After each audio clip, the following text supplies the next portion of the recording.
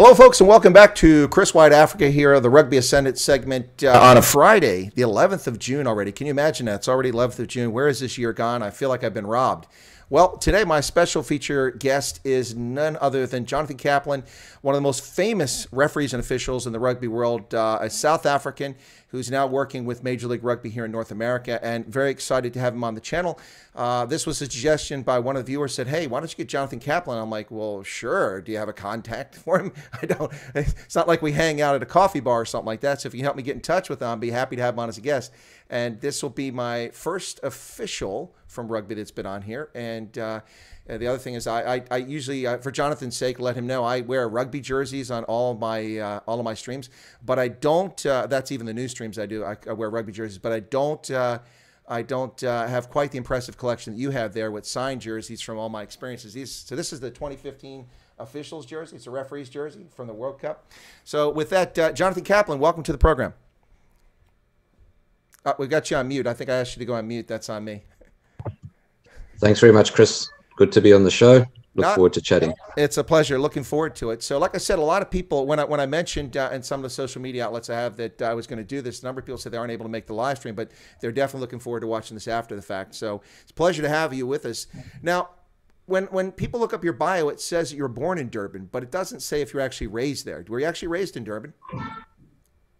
Yeah, partly. Definitely born there, but when I was about 14, I left Durban to go stay in Johannesburg, and the last part of my schooling, the last 4 years, was completed in Joburg. But I'm probably born and bred in a roundabout way, although they didn't call me the Wandering Jew for nothing, because I ended up living in Joburg, Pretoria, Cape Town, Durban. You know, even represented Boland, which is Wellington area in the Western Cape, as a referee. Well, when you say that they call you the Wandering Jew, do they actually call you that, or are you just being No, I'm just self-deprecating? No, I'm just joking. I think the Wandering Jew is actually a plant. It's like a creeper or something like that. I think it is. But I always think of myself like I was never actually settled. I kept moving all the time, still moving. Well, that's an interesting thing. You've mentioned that. So if you don't mind me asking, you are Jewish. I was asked the other day about the influence of the Jewish community in South Africa, and if there are Jews in South Africa. And I told my audience this. In fact, the Jewish community has been long established in South Africa and been very influential throughout its time. And there are, I don't know the exact count of those of the Jewish faith who live in South Africa today, but there are many famous Jewish South Africans, including Helen Zille. Yeah. I mean, there's only 14.7 million of us in the world today, so probably make a bigger noise than what our numbers reflect.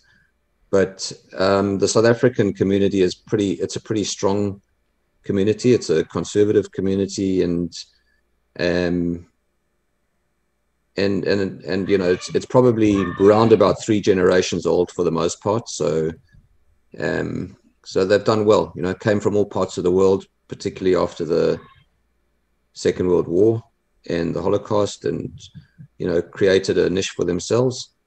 And the community, you know, I think it's been halved over the last 30 years with people moving all over the world, but it's still a strong community. It's still vibrant, and, you know, they've got lots to be proud of, like you correctly say.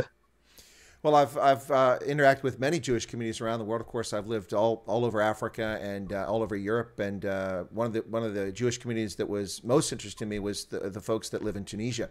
That's a very ancient Jewish community. It was greatly diminished because after the creation of Israel, the modern state of Israel, a lot of Tunisian Jews moved to Israel. But there's still a number of Jews who live in Tunisia, and they are influential and very fascinating group of people there. It's an interesting community, but it's not a big one anymore. It's a very small community these days. Yeah, I'm not familiar with where most of my people live these days. I mean, I know there's a sizable component in the USA, and there's reasonable in Canada, but yeah, it's just, I mean, I often thought of it like, you know, I'm South African, I'm Jewish, but I actually represent a bigger demographic than just what my nationality is. So, you know, rugby lovers, yes, I'm representing them.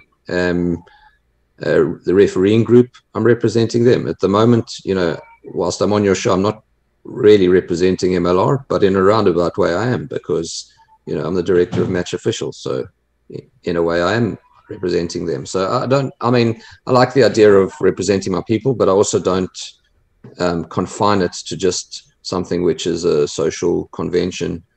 And I like the idea of broadening horizons and mixing and challenging.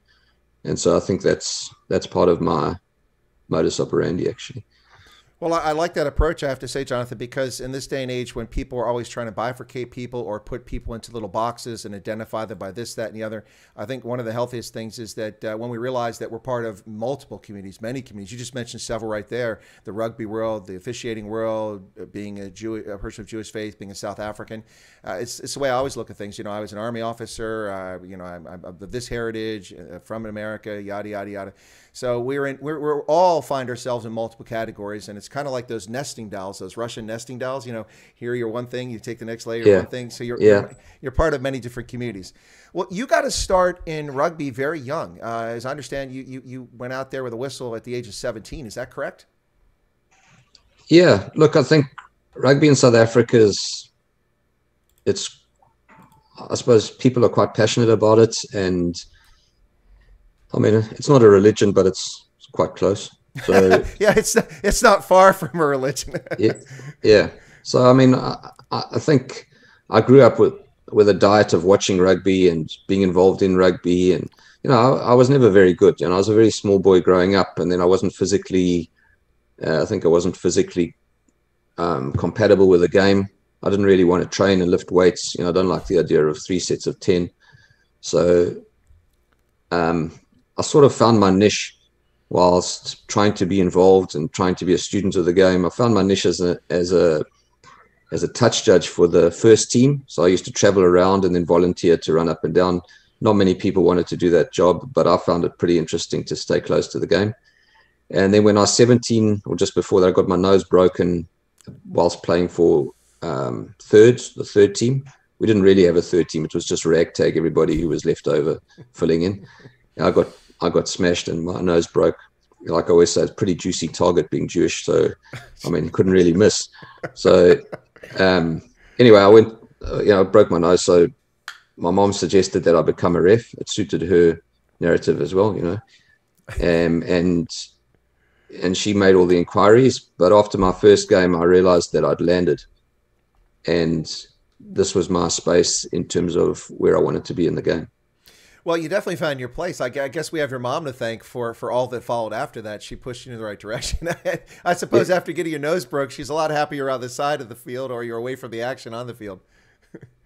Yeah, I mean, I don't really know what type of involvement I would have had. I may have found my way here in any case, but that was the catalyst was the phone call. I didn't have a driver's license at the time, so she had to take me to meetings. I was 10 years younger than the next youngest guy, and he was about 7 years younger than the next youngest guy. So I really was a bit out of place there. But like I said, once I got my first game, and it wasn't much of a game, but once I got it and I went out there, I actually felt that this was my space.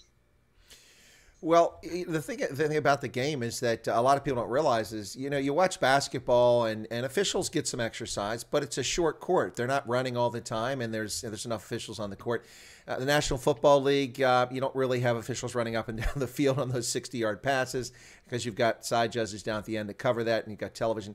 But rugby is definitely a game where you got to be fit as an official. You don't see, any I don't know, Sandef generals out there running around on the rugby pitch. If you know what I'm talking about, those guys tend to be quite large, the generals there. But for rugby officials, you have to be very fit. You're in the action, you're right there, and you got to be very careful too, because the game can come right around you. You could wind up in a tackle. Saw that in Atlanta last week.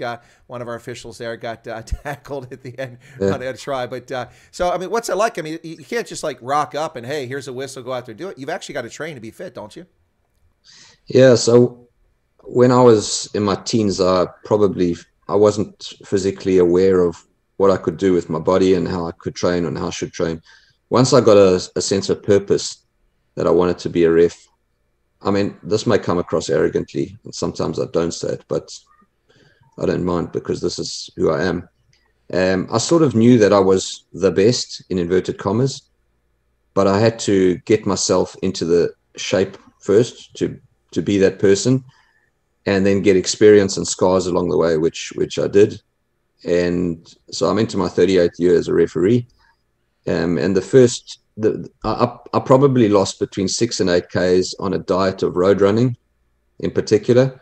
So I'd train 3 days a week, and I'd run a race on the weekend, like let's say a half marathon or a marathon, and I'd cut myself down to what I considered to be a good shape to be able to compete with whoever else was out there.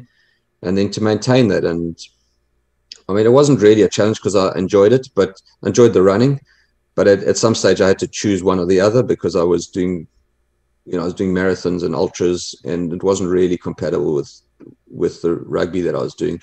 Once I started achieving success and climbing my way up the top tiers of the ladder, it became important to focus. So I gave it up for 20 years, and I've just started to do a little bit again now. But I think your point around being fit, I don't think people realize, but we are tested every season as professional referees, sometimes 2-3 times a season. And the tests involve speed endurance, agility. They measure, I suppose, body fat. They measure your shape and if you're carrying condition.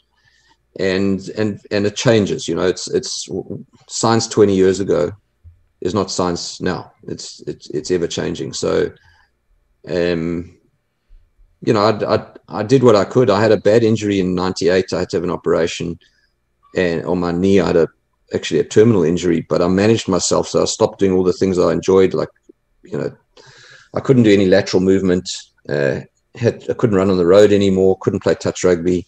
So I had to just maintain my space, my shape.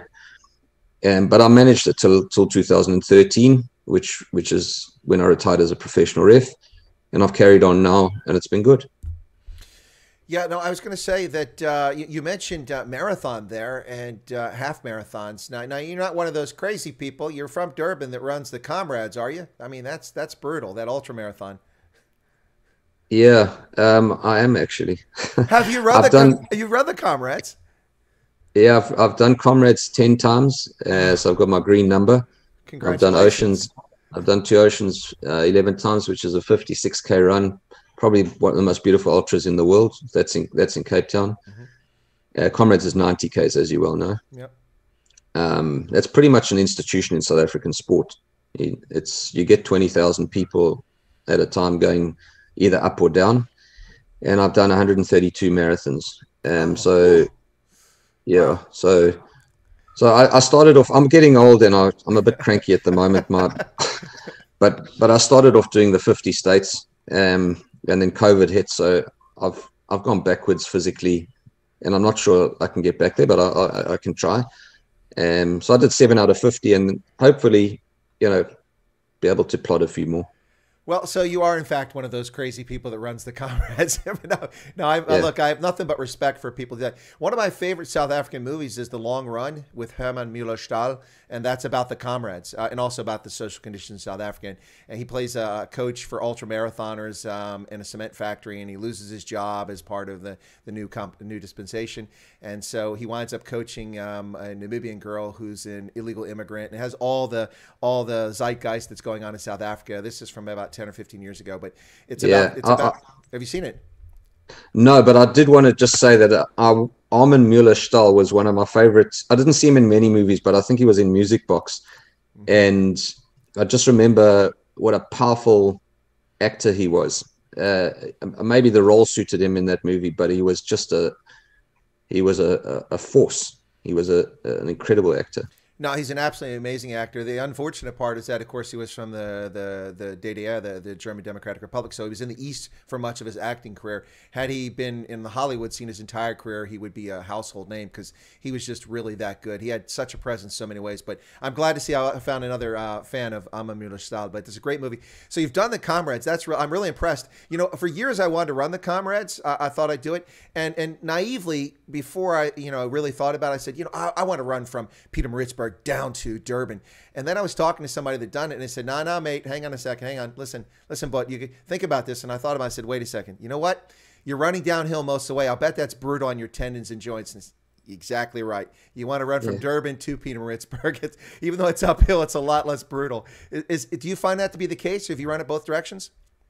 Yeah, I did 5 up and 5 down. So basically what happened, I did the comrades in 88, 89, and then 93, 94, and 96. And in those years, 93, 94, 96, I was actually, I got onto the SARU panels, and then I worked my way up.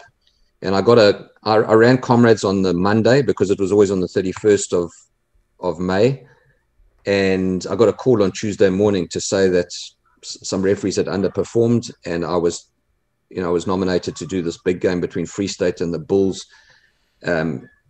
in Bloemfontein. And so I didn't tell them that I just ran comrades. I was like so excited. I was basically jumping up and down. But after 90 kilometers, you're not fresh. No. And your joints and your muscles, they're really painful. So I went to I found my physio straight away, a bloke called James Fleming. And I said to him, I need a concoction of your strongest drugs. I've got a game on Saturday and I can't walk now. So between the drugs, the physio, and a little bit of luck, because I think a lot of the lactic acid got out of my body after 4 or 5 days, which was just in time for the game. And nobody actually noticed that I wouldn't call myself struggling, but I was labored. No, I wasn't actually labored. I was just, I think as I started running, I felt a bit better. But initially in the first 5 minutes, all my muscles were still, I hadn't done anything for 5 days, because 90 kilometers will do that to you. Just on your point of up or down, and then sorry, just to finish, I did from 2000 when I retired in 13 as a pro ref. And I thought, well, I may as well try and complete my last 5 to get my green number. The green number is a worthless piece of cloth, but it's significant of all those miles in America or kilometers in South Africa that you put in the training. And then no matter who you are, 90 kilometers is still 90 kilometers. And on the uprun, the first marathon is all uphill. So just think about it. The first marathon is all uphill. You get to the midpoint and you've got a 3 kilometer hill, and then it's ups and downs, but you've just run, 50 kilometers of uphill. So yes, the uphill is less brutal on your muscles, but whether you're running up or down, it's still, they're different challenges, No, and I'd say that after 90 kilometers, knackered doesn't describe how you feel. I mean, it's got to be rough on the body, that 90 kilometers, but whew, something else. Yeah. Well, listen, we've got some lovely comments here from the audience. Let me just bring a couple of those things in real quick there, Jonathan. And then they've got some questions. Some of my audience are stealing my thunder for questions I prepared, but let me see. So Paulie, who's a firefighter in South Africa, says, watching a game ref by Jonathan is always free-flowing and easy, makes viewing, and I'm sure playing pleasurable. Yeah, no, I'd have to agree with that. My experience watching games he's called, you're not worried about trouble breaking out or things getting out of hand. You always seem to have it under control. Teresa Bauman says, Jonathan, you're the best. She's really looked forward to this interview, so it's awesome to see you doing the interview. She's happy to see you here. And let's see, there's a couple other here. I'm just trying to find one really quickly that was good. So there was a question that excuse me, that one of my guests asked here, or one of my audience asked, and it says, do you have some game? This is from Leuven Janssen van Rensburg. Says, does Jonathan have some games he's ref that stand out more than others? I'm sure he does, and not the least of which is the Gorillas in the Mist game. Maybe we will talk about that. But are there any games that stand out in your mind more than others that really you are very memorable for you? Yeah. Can I just answer quickly the second point? Sure. The Gorillas in the Mist. No. The lady who said that I was the best. Oh, okay. It is a striving. It is a striving to be the best. There's no question about it. When you're at a certain level and you do think you can compete with some of the other bests in the world, you want to be the best. And so that was a constant striving of mine. Even when I was at the top of the tree, I still wanted to be better. And there's 2 different skills. One of them is climbing to get to the top. And so that involves a different attitude, a different skill set to you're at the top and everyone's trying to pull you down. And so, just from my own perspective, it was important to me. But the point really that I want to make is that, and I learned this from Sean Penn, who the actor who went up to get an Academy Award, and he said, in the world of actors, we know there's no such thing as the best. And I think that's applicable for every arena where, what is the best? It's always in the eyes of the beholder. So when someone says I'm the best, I'm grateful, because I think what they're saying is, you're my favorite. And that's important. You're my favorite is much more important to me than you're the best, because I know there's no such thing as the best. And it's very difficult to compare across generations. There were some very good refs in the 70s and 80s when I was sort of getting used to rugby and getting involved. And, I had my favorites, but, they were often different from others. Just remind me what the second was about games that stand out in your mind. And I mentioned the Gorillas and the Mitts game for that final, but I don't know if that's one that stands out in your mind. Yeah, I mean, we can talk about it. It's probably not one of my favorites, but it's completely unique. So I think my favorite game was Australia-New Zealand in 2000. What was it? 5th of August, 2000, I think. The 3 weeks before, they played a free-flowing game where New Zealand jumped out to a 24-0 lead after 7 minutes. And Australia came back to lead. And Lomu went around Larkham to score the winning try, and 5 tries each. And that game is commonly known as the game played in heaven. And it was probably a bit looser. The teams hadn't got together. The second game was a bit tight. And someone said to me, "Did you feel a bit nervous? That was only my 7th test match." And I was quite green on that arena. I'd just recently done the first Six Nations game ever. And so, but Italy versus Scotland is a far cry from Australia, New Zealand. And in those days, Australia was actually very competitive. I think they won probably about, 45 to 50% of the games against New Zealand. So I said to them, before that game 3 weeks ago, nobody knew about that game. And so the same thing can apply to my game. Why can't this game be the best? So that was my mindset around the task that I had. Obviously, I was humble enough to recognize that this was the biggest game of my career in terms of the pace of the game, in terms of the quality of the players, in terms of the rivalry, and in terms of what was at stake. Because in that game, what was at stake was number 1 team in the world, the Bledisloe Cup, and number 1 ranking, I think, in world rugby. So, I went out there, I did what I could, and John Eales got a last-minute penalty. I had to penalise New Zealand in New Zealand, which some people find quite challenging. Some supporters or fans find challenging. I didn't think about it. I just did it. I just did it. But obviously, you had to check that it was the right call, which I'm grateful it was. But it did define my space. It defined my career because it was the biggest game, because of what was at stake. Australia winning the Bledisloe Cup, the Tri-Nations, and number 1 spot in the world with one decision that I made 3 or 4 minutes into injury time. It was a brave call, but I think more than that, I was quite proud of the fact that I let the game rock and roll the whole way through, and I was true to my philosophy in the game, which was that one of the key components. So it's flair, judgment, and nerve. Judgment is the ability to see right from wrong. Mm-hmm. Flair is the ability to add color to a picture.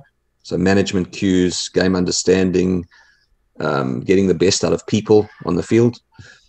And then nerve is the ability to hold on under pressure. So that's, I was pretty chuffed that I got to that point and was able to do it, and sort of showed me as well that I could, I didn't always push all the right buttons, but I did in that instance. So that was a big game for me and defined my career and my space. And I always loved doing Bledisloe Cup. Bledisloe Cup for me was the quickest rugby. It was the most challenging for me physically, mentally. Even though I'd done a bit of preparation, it was always a challenge.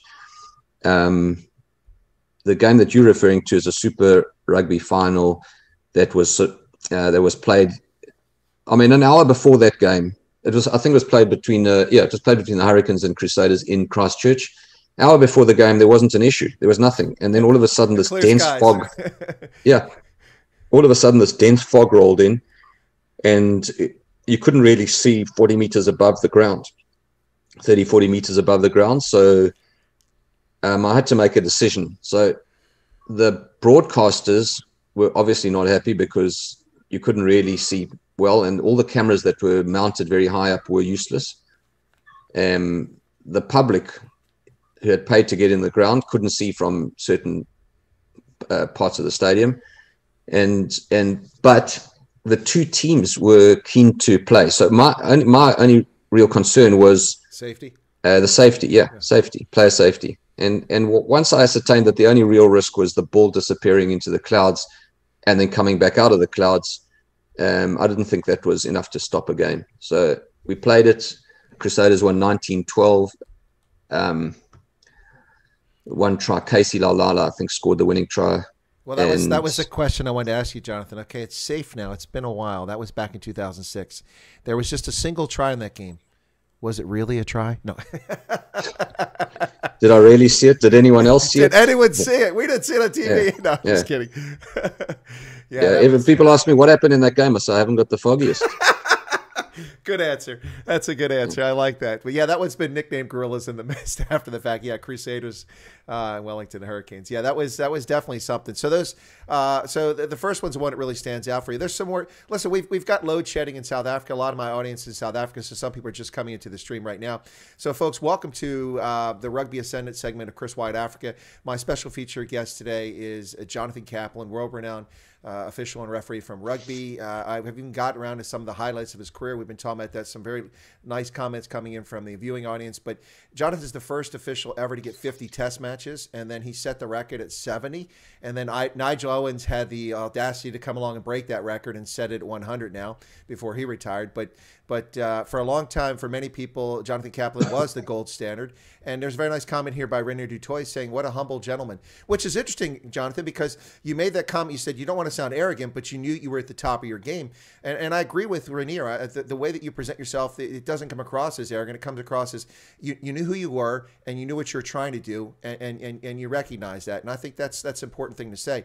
It's very kind of him to say that. Now, Drian asked me, and he's currently living in Botswana. He's from Port Elizabeth. He says, ask Jonathan. Now, this, you don't have to answer this one, Jonathan, okay? You don't have to answer. If we can move right past it. But because if I ask this question to Craig Joubert, I probably will never get a call back. But he says, ask Jonathan if he ever made a call that afterwards he thought he made the wrong call. I'm sure that happens to all officials. I mean, yeah. No, I'm happy. I'm happy to talk about it. So and I actually think it's helpful for referees to take ownership of errors, even if it happens in an important game. You know, Craig's a good friend of mine. He'd probably acknowledge that he made some mistakes in big games, in finals, in playoff games. I mean, some of them, unfortunately, I mean, one in particular, I think he was thrown under the bus a bit, where, you know, was there a need to clarify to everybody that he had made a mistake? Because if you're going to do that, then you may as well do it for everybody. Otherwise, it's a bit unfair. Yeah. So in my case, and I'm happy to do it. You know, I've got an Instagram account. So if people are watching now, I've got an Instagram account called J Kaplan Ref, and I just started it a few months ago. But I try and post things, and mostly it's looking back over my shoulder. You know, at the moment I haven't been able to travel in my capacity now as MLR match official director, and obviously I'll start posting more current stuff, you know, when that opportunity arises. But it's an account where I try and tell stories around my experiences. And I think my biggest, and I'll post that soon, my biggest error was in a Six Nations game between Ireland and Wales. Quite a close game, close, hard-fought game. Ball was kicked out. The AR stuck his flag up. The ball, I made a mark and then was moving infield to take up my position, and the ball was thrown in quickly. I looked back at him, he dropped his flag, and play went upfield and well scored. The Irish players rushed into, you know, I knew something was wrong, but in those days we couldn't go back more than 5 meters from the try line. So I went to my AR, I said, look, I'm going to ask you a question. I moved the Irish players away and I said to him, was the correct ball taken for the line out? And he said, yes, it was, in which case I'd have to award the try, even if I had an inkling that something was wrong, because the TMO couldn't help me. Craig was standing on the other side. He hadn't seen what had happened either. So I awarded the try. as it turned out, it wasn't a try, and I was complicit in a poor decision. The ball had gone into the kick direct into touch had gone into the stands. So, I should have realized as well. But I think that, and that's a mistake, and I need to own that. If the score was 49-10, nobody'd be talking about it. But because the game was close, 19-13, so Warren Gatland after the game said, it's an error. We all know it's an error, but we think we would have won in any case, which he may, it's just his opinion. And then the coach of the Irish was Declan Kidney, and obviously he was disappointed with the decision. He didn't throw his toys. He didn't spit the dummy. He's a really nice gent. And I phoned him a couple of days later, and I just said to him, and I was like, and this is the part really to come out of it. It was a crackling conversation. I was quite emotional. I don't like letting people down. I was one of the top officials in World Rugby at that stage, and I made a bum call, or complicit in a bum call, and contacted Declan, and we had a conversation for about half an hour. And he's pretty emotional because he was under pressure in his job. He was a very good coach, but more than that, I think he was a very likable man, and I enjoyed him as a person. I didn't know what he could really do as a coach, but as a person, he's a great guy. And we had this conversation, and I said, I was telling him from my point of view that I need to take responsibility for my team. And I remember Steve Walsh telling me that when you're around for as long as you are, sooner or later you're gonna make a mistake, and it's going to come back at you. And all the top referees, Nigel, Craig Joubert, Craig, Alain Roland, Jaco Piper, everyone's made mistakes in games which are blowout scores and nobody cares, and then they make mistakes in a game where there's a close score and people scrutinize it. And I'm not making excuses for it. It was an error. It'll always be an error. But when I spoke to Campo about it as well, David Campese, they said, do you think they're going to remember me for the intercept pass that I threw against the Lions, or they remembered me for the 64 tries that I scored? Or 68, what is it? I can't remember now. Anyway, one of the two. The answer is in the eyes of the beholder. Because if you think the glass is half full and you appreciated Campo for his genius, you'll say what a brilliant player he was, and look at what he did.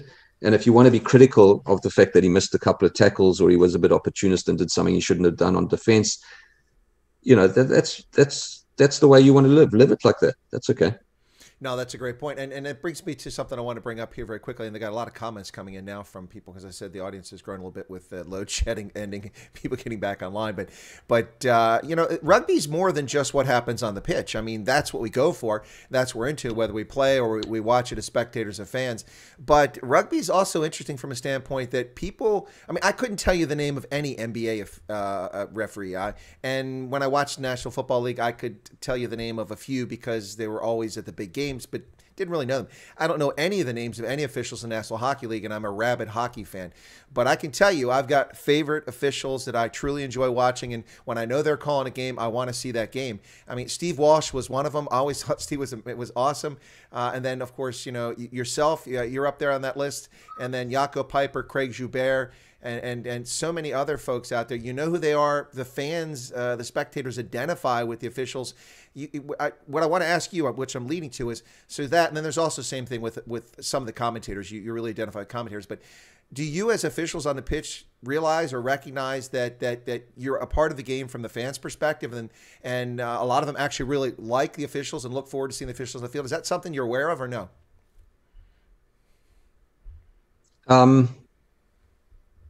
Yeah, I think it's nice to be liked. Better to be liked than disliked. But at the end of the day, we've got a job to do. So I think in some games where I made big calls, and it was in favor of the away team, maybe 60, 80%, 90% of the home crowd would boo, and then try and remember that if their team lost the game. So the popularity thing is not. It's not it's important. It's nice to look back and people still come to you and they say, you were my favorite. And that's a legacy of your work. But for other people, they want to remember the things they want to remember. It's, like I said, you can't control that. So No, you just live with it. that's fair. But Yeah. I guess my question is more along, are you aware of that? I mean, for instance, I walked up to Craig Joubert at San Francisco at the Sevens World Cup and said, hey, because I know who Craig Joubert was. He doesn't know me from Adam, but I mean, as in many sports, you're an official. You wouldn't expect that people would know who you are, wouldn't recognize you. But of course, I know exactly who Craig Joubert was. I'm like, hey, Craig Joubert. Yeah. Is it something the officials are aware of, that people know who they are? Yeah. And I think one of the cool things about rugby is the engagement is for the most part is really good. So I made that decision against New Zealand in New Zealand. I went out that night till 4:30 in the morning. There was only one idiot who subsequently apologized to me. He actually found me. He waited for me to exit the hotel, and he came to me and he said, I was the idiot that was abusing you, and I'm sorry, but no, it's okay. I mean, you are aware of it, but is it important in the bigger scheme of things? I'm not sure how important it is. Sure. Yeah. Well, Paulie said that Tapahenig was second to Jonathan, then Craig Joubert third. So he has you first, and then Tapahenig, and then Craig Joubert third in his book as officials. So interesting. Thank you, Polly. It's very kind. Nice compliment there. Lazan says that she's also from Port Elizabeth and living in Botswana right now. She said that I believe in my time he was the best ref because he was fair, controlled, and accurate. I would second that sentiment, Lazan. It's very kind of you to say that. Several people are saying let the game flow, let it continue. That's good stuff there. And then what's this? Hank says, oh yeah, this is a very good question I wanted to ask you, Jonathan, and that's just what I was going to ask. But Hank Klopper, who's the one who encouraged me to contact you, Hank said, what's Jonathan's view of the red card send-off? Should a game be handicapped with 14 versus 15 for the rest of the game? It's an interesting question. Yeah, so we're trialing the 20-minute red card in MLR, and I'm not sure. I think we've only had one. Oh, we've had 1, 2, 3. We've had 3, I think. I'm not sure. I know. I understand both sides of the argument. The one side is should a team be punished because one of their players transgresses so egregiously, and the other side is we've got an obligation to the public. So, I mean, imagine in ice hockey if they never had, I don't know how long players sit out. Is it 2 minutes? When there's a power play or something like that. So, imagine if you didn't have that, it would change the shape of the game, because I think then players would get away with stuff that they would carry on doing. And in rugby, it's the same. So, is 20 minutes enough? It probably depends on the offense. Sometimes a red card is as a result of repeated infringement. So the player who gets sent off is a bit unlucky because he's just the last person who offends. Other times, player stamps on another player's head. That's not unlucky. That's worthy of a lot more than 20 minutes, I think. That's worthy of a sanction.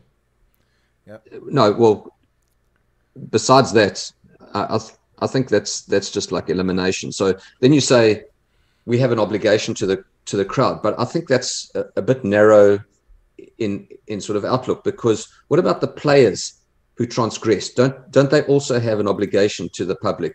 Why is it the referee's responsibility? All we're doing is seeing what's happened and then taking action based on how we've been told to react, whereas the player is the person who actually delivers the punch.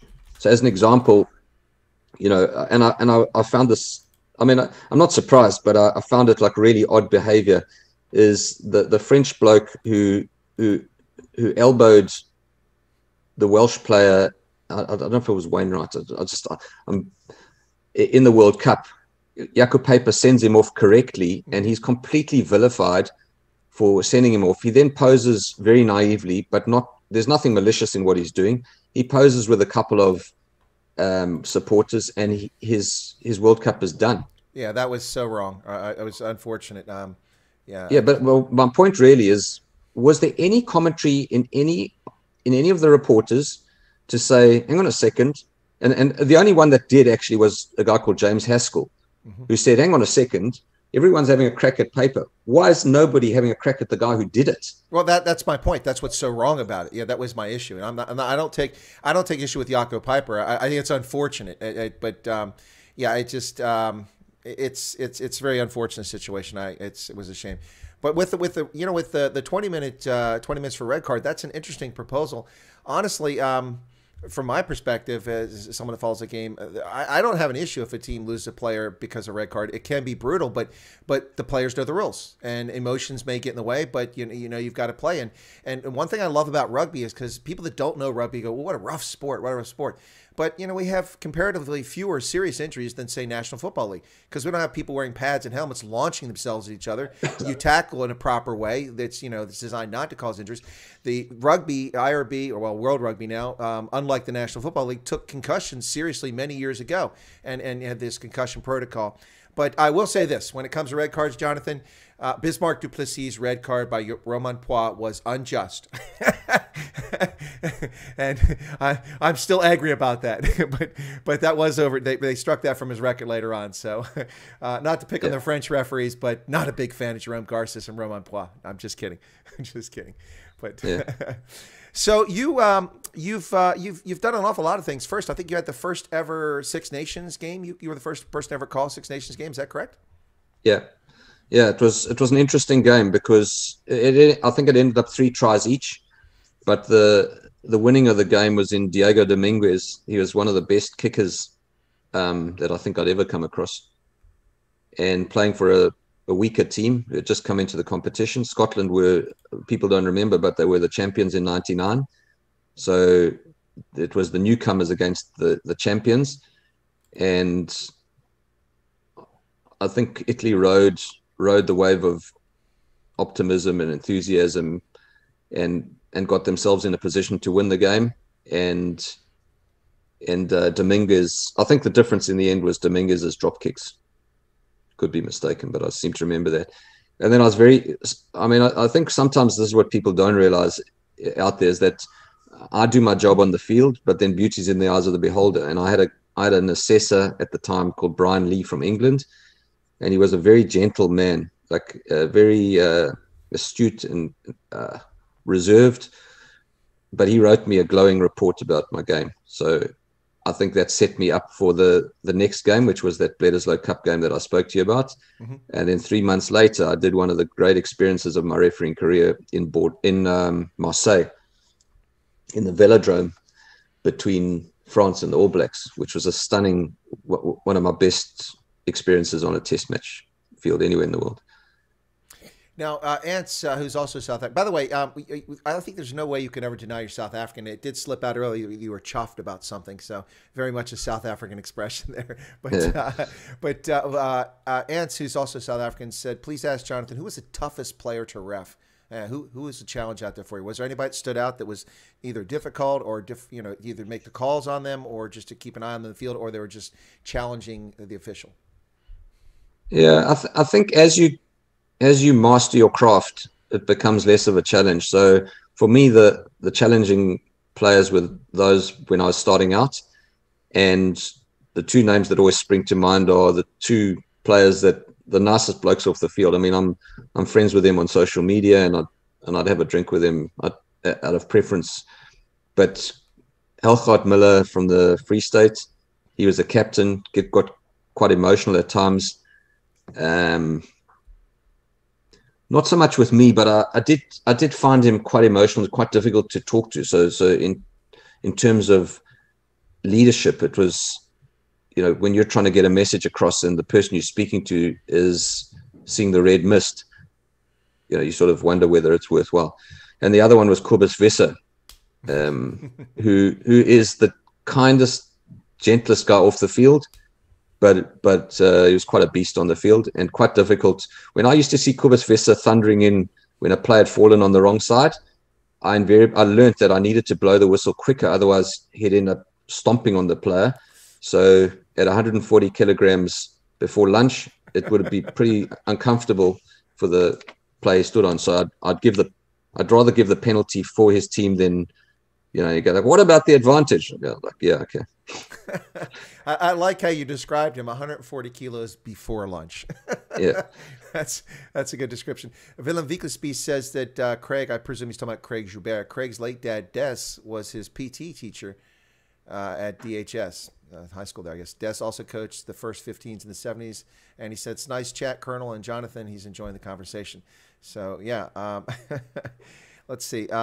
Maybe they should have, this is a comment from Liaison, maybe they should have a yellow, red, and black card system where yellow is 10 minutes, 20 minutes is red, and black, you're out of the game.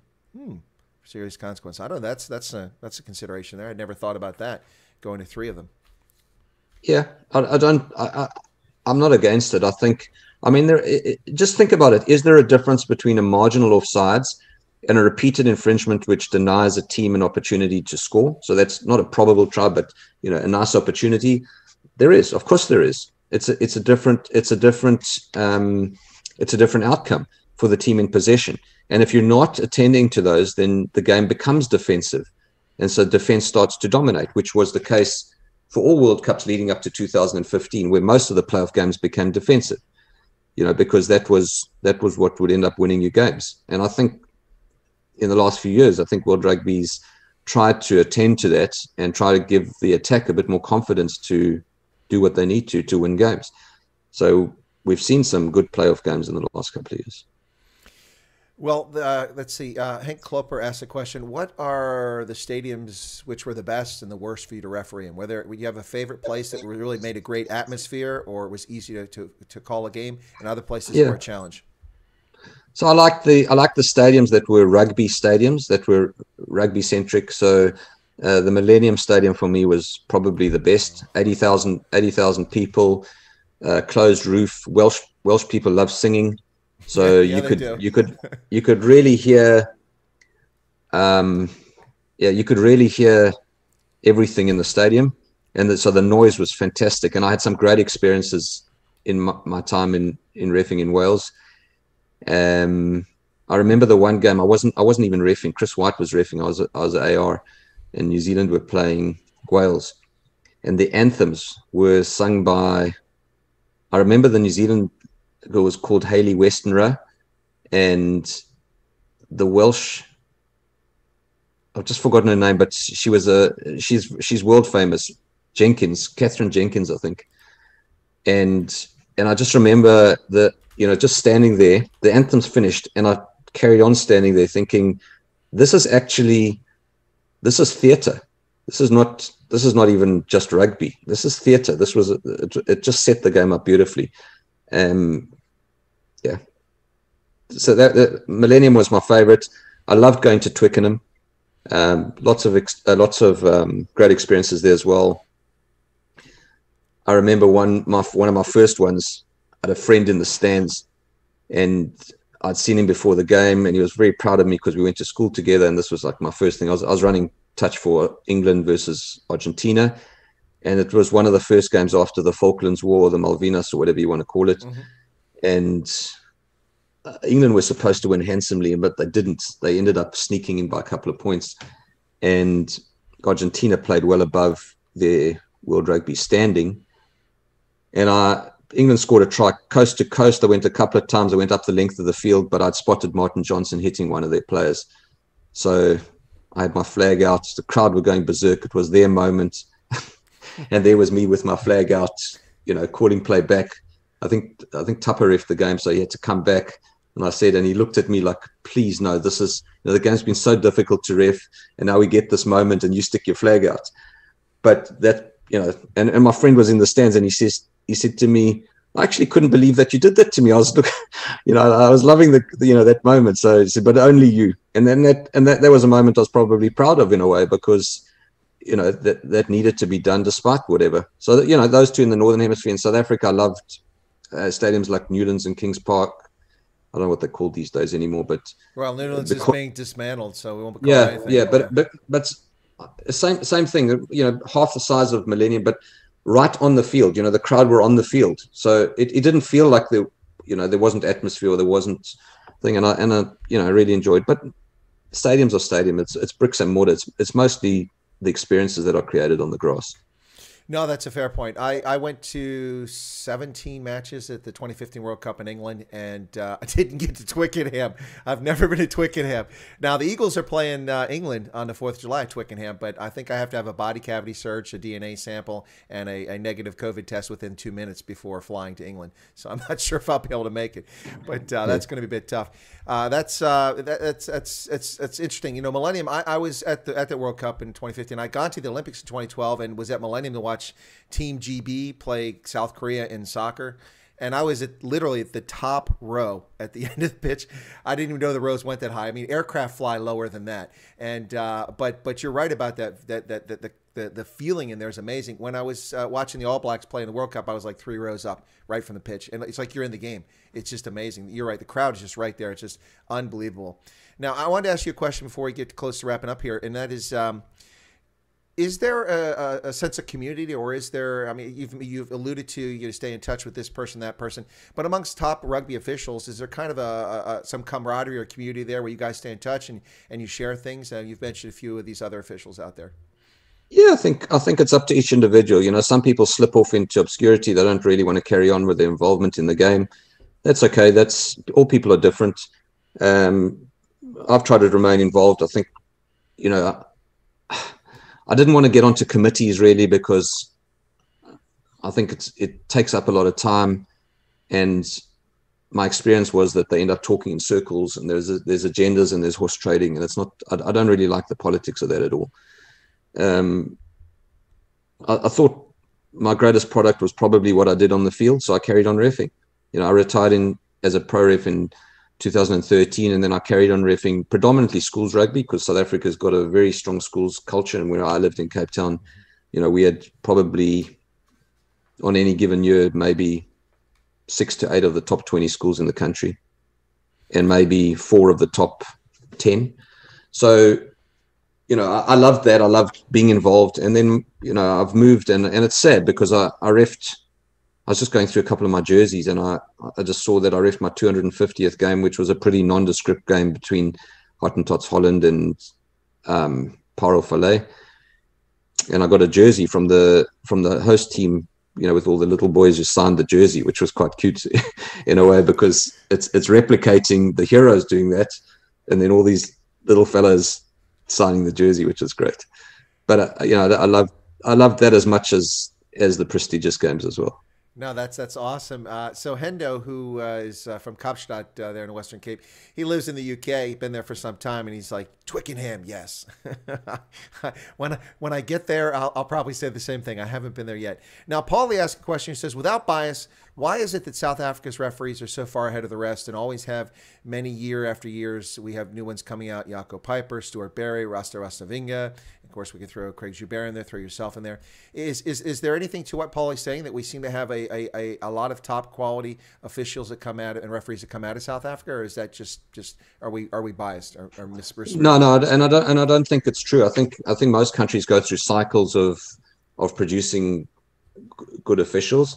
I think South Africa, you know, the Currie Cup was a very good platform for us to show what we could do, because very competitive, and I loved the Currie Cup. We then got involved in Super Rugby. You know, I did 100 plus games in Super Rugby, and that was a level up from Currie Cup. Probably the bridge to Test match rugby. If you remember correctly, the Australians actually had the best referees in the 90s. You know, they had 5 referees on the top panel, and then South Africa, I suppose we did well. We had Andre, myself, Tapa, Craig, maybe a couple of others. And I think Papes has taken the flag up well now. You know, he's the flag bearer. But I think we're actually quite thin at the moment. So you know, the point really around, do we have competent officials? Yeah, sure. We've got Stuart Berry. We've got Rasta, as you say. They've got AJ Jacobs, who's now got a gig in the Lions series, which I'm happy about. So, and there's I think Griffin Colby's coming through. The 2 Colby brothers are doing well, coming up through the ranks. So Divanos, there's a few names where I hope they kick on, but I wouldn't say we're in a strong position at the moment, Chris. I'd say we're in a rebuilding phase at best. No, I think that's. I would have to agree with you, Jonathan. That's my perception. That was Paulie's question. I just wanted to ask it for him. I kind of feel that way too. It does kind of like a sine wave. It seems to come and go, and I'm sure it has nothing to do with anything. It's just the nature of things and people's interest and who gets in it and what skills they bring to it when they come to it. So I'm sure that's all part of it. But you are now. I want to get to this. This is as we wrap up here. You're now working with Major League Rugby. This is a United States effort, North America, I should say, not United States. We have a team in Toronto, but it's a North American effort to have professional rugby. We had an aborted thing called Pro Rugby. It went one season. Actually drove 6 hours to watch the last game, which was between Colorado and the Ohio Aviators. And it was an awesome game, a lot of tries scored, a lot of good game. But then the whole league folded after that because of dispute with USA Rugby, which has its own challenges. But now we have Major League Rugby. It's in its 4th season. Last year we only got 5 games because of the pandemic, and it went away. But this league has big names that have come over, and some people are like, oh, they're just past it. No, they're not past it. We got some big names that are very experienced, and they're not quite past it. Still playing really good rugby. We got Ben Foden. We had Bastro came over last year. We had Tendai Mtawira played a couple games last year for DC. Joe Peterson out there for San Diego. Now Cecil Africa's come out of 7s to play, and then Bjorn Basson, and the list goes on and on of a lot of big names that have come over here. Now also, the LA Guillotines with Matt Giddo and Adam Ashley Cooper. And so that's happening. But what I've noticed is that with this league, not only are we getting international talent to come over here and developing North American talent, which can only be good for the U.S. and Canadian national sides in the end, but we're also I've seen a lot of international officials that are calling the games. I assume that's by design. You're involved with this, with the selection of these folks and with the development of that. Is the intent to get a mix of international proven officials and referees and mix them with some of the up-and-coming talent from North America? No, I mean, we've got so Chris Pollock and myself head up the management team. And we're adding to our management team as we go along. So we've added a bloke called Marquise Goodwin from the West Coast. He's a great guy, does a good job, helps me out with COVID testing, disciplinary matters, logistics. The same thing with the refs. You know, the league identified before we came on board that the standard of officiating wasn't up to scratch. Mm-hmm. And so it was about us ascertaining whether these people that we inherited are not up to scratch or whether they can be coached into a space where they can deliver. So that was our first task this year. So we've given a lot of these players, a lot of these referees, 10 games plus to be able to give them a fair crack. We had to import a few referees. It was bloody difficult to get people over. And so we've been fortunate to get JP Doyle, Federico Anselmi, who both, I think, did in the region of 10 to 20 test matches. You know, JP had a very long and distinguished career as a Premier Division referee in England, and Federico did a lot of Super Rugby. So, and then we got a guy called Mike Lash from New Zealand. So that was our international component. And nothing would give me greater satisfaction. Our plan is to get the the North American component, because Canada is part of MLR, to get them into a space where, I mean, obviously I'm not in control of that. That's not my domain. It's got nothing to do with what I intend to do with MLR. But the consequence of good coaching and great opportunities could coincide to make us a World Cup referee or two who we can put forward or who can help the USA put forward or Canada put forward as a credible person to, and you know as well as I do, it is highly likely that the World Cup will come to the USA, if not in 6 years, then in 10 years time, you know, whenever it is. So it would be, you know, I don't think it's beyond the realms of possibility that we could have a match official in the middle. And the MLR is a perfect platform to develop somebody if we can find that right quality of individual. Well, it's interesting you mentioned that because I think it was just released yesterday. It was announced that, in fact, USA has been accepted as a bidder on the 2027, the 2029 for the Women 2031 Rugby World Cups. That's interesting. That has been the buzz and talk for the past, I'd say, at least 36 months, certainly the last 24 here in the U.S. Yeah. So we'll see if it happens. I am predicting this, 2035, Eagles take the World Cup. I'm ever the optimist. I think the USA were the last team to win a gold medal at the maybe 1924 Olympics. So we were the reigning world champions in the 15s until the Rio. Well, in rugby, until the Rio got. Well, the it's not 15. So it's not 15. So you can still be the reigning champions. Yeah, technically, yeah, that's true. Although with the Webb Ellis Trophy, I guess it's a little bit different. But yeah. So one last question here from the audience, and then I'm gonna let you go, Jonathan. You've been very, very generous with your time. So 1010 says, Jonathan, what's your opinion on the new high tackle rule? Don't you think there's a risk that an attacking player could manipulate the rule in order to get advantage with the sanction? I think the question is around the ball carrier changing his height and thereby nullifying the intent or what the defense wants to do. And I think that was actually the case. I wrote about it extensively. I used to write for the Times and the Telegraph and a few other publications. I wrote about it extensively, that it wasn't fair to the defender because the ball carrier could manipulate the height based on the contact point. And they've subsequently made the change. They've got Joe Schmidt on board, and so he helps with some of these challenges.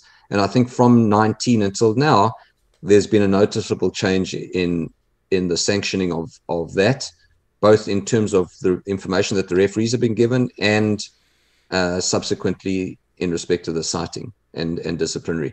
So I do hear your point. There are still concerns around it.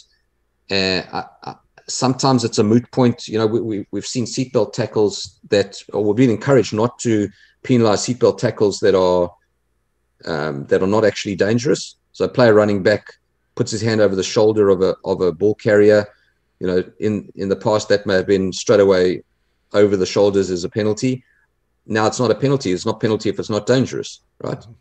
So, that type of thing. But I think, like everything else in rugby, there's a little bit of bureaucracy, and sometimes things are a work in progress. They don't just happen immediately. But I do like Joel. I enjoy speaking to him. I enjoy working with him. It's his second stint as the head of refs, and I think he'll do a great job moving it forward. And like I said, Joe Schmidt is a very reasonable man, and I think he will also take that space into a very progressive realm.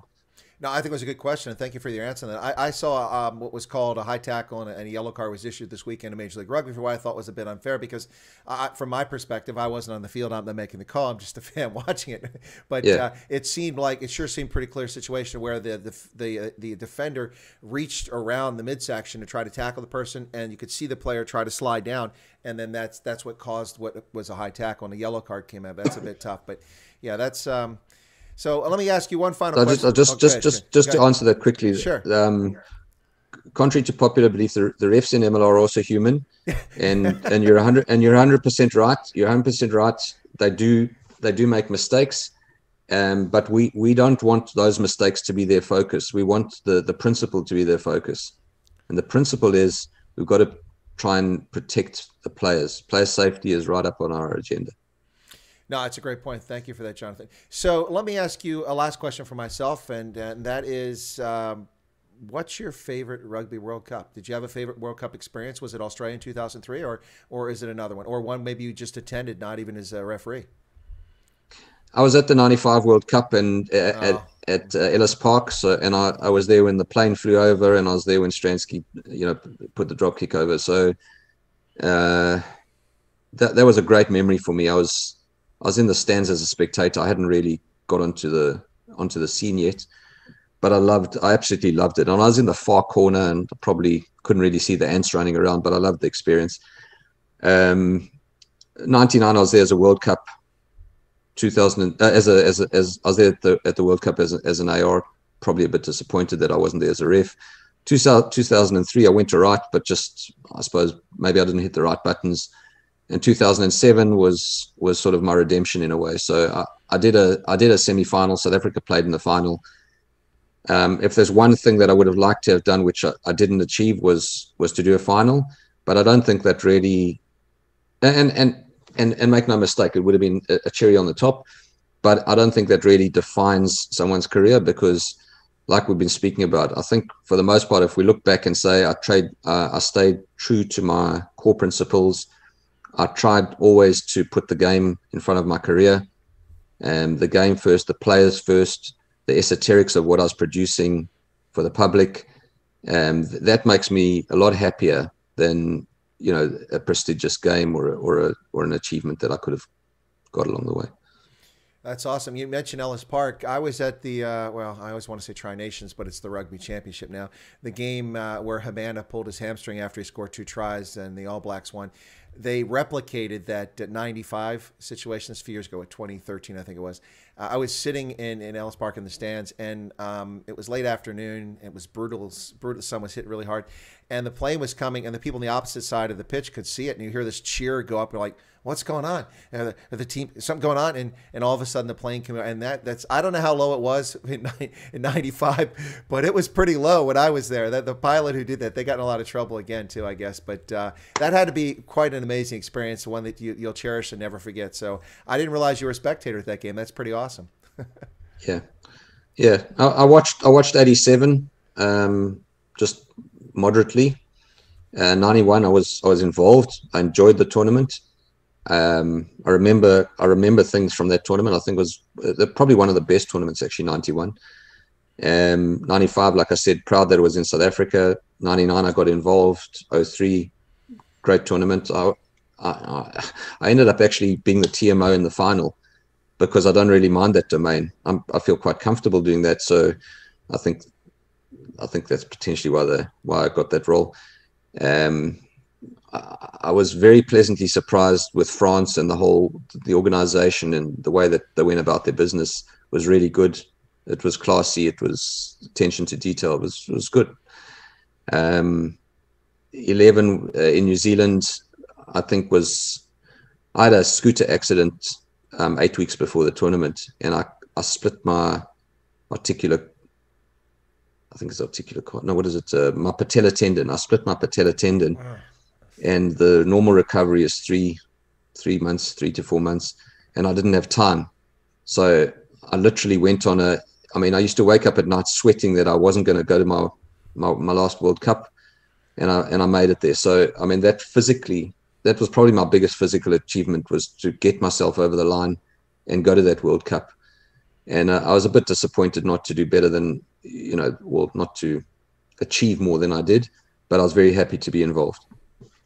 Well, that was a brilliant World Cup. That was my first. I've gone all the World Cups since 2011. 11 in New Zealand, 14 Paris for the women, 15 England, 17 Belfast for the women, 18 San Francisco for the sevens, and then 19 in Japan. But 11 was my first one. I'd have to say to the Kiwis, that was from a viewer's perspective, that was so well organized. The volunteers were amazing. The venues were fantastic. It was just an amazing experience. I hope you had, you were recovering from this injury, but I hope you had an amazing experience in New Zealand too for that World Cup. Yeah, I did. I actually loved going to New Zealand. I should actually be honorary New Zealand and Australian citizens, because I went to each country in excess of 100 times over the period from 99 to 2011. And I always feel like I almost was like a pilot in many ways. I knew exactly where to go. I knew which gates were where. It was ridiculous. Anyway. Well, let me get a few comments in here, and when we will wrap up, there's some very nice things being said here. Teresa says, thank you, Jonathan. All the best with your ventures. And then Cameron says, Jonathan Kaplan is the best ref in the world has seen. Paulie says, Nigel Owens was a close second.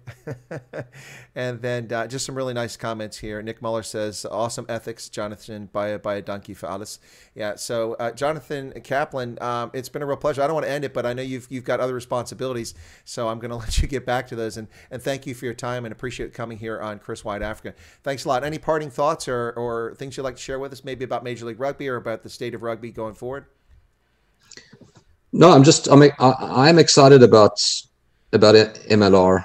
They've had a number of challenges the last couple of years, COVID related in particular, but any fledgling league is difficult to get off the ground, because and in an environment like North America, where there are entrenched sports and all the networks are focused on those entrenched sports, and most of the advertising happens around those sports, it's quite difficult. Even for the Rugby World Cup, I think, is the third biggest event outside of the Soccer World Cup and the Olympics.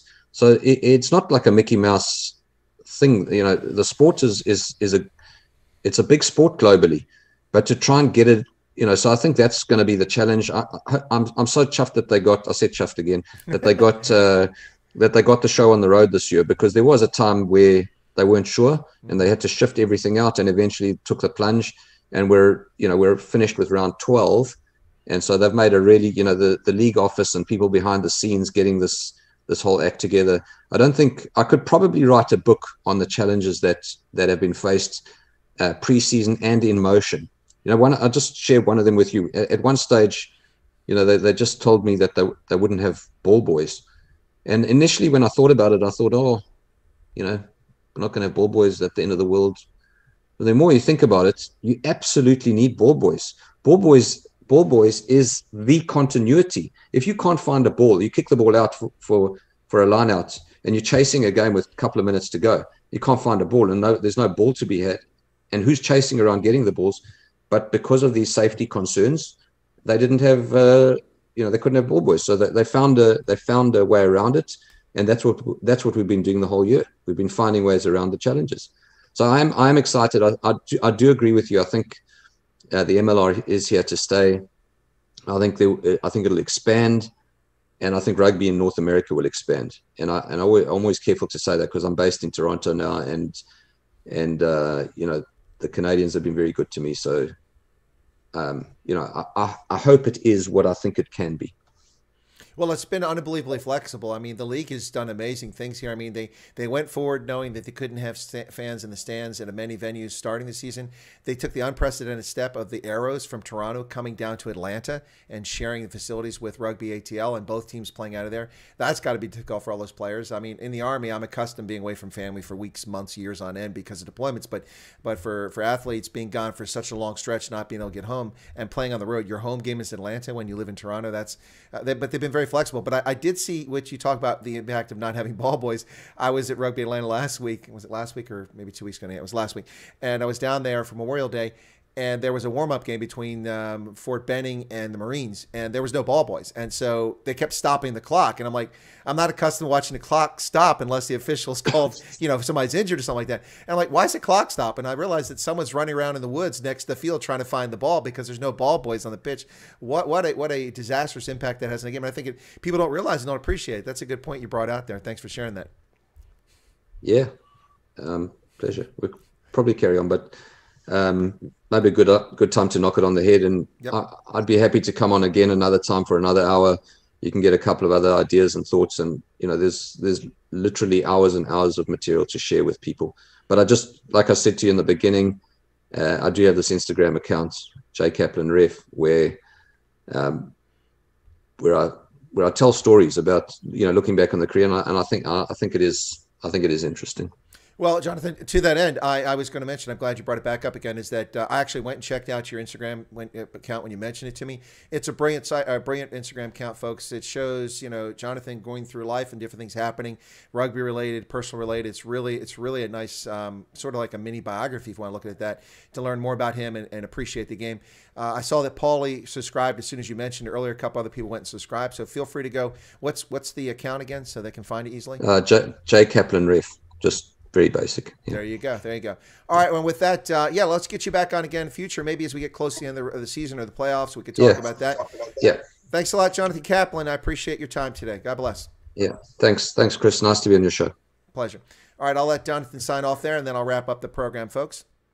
All right, ladies and gentlemen, that was none other than rugby referee, official legend, Jonathan Kaplan from South Africa.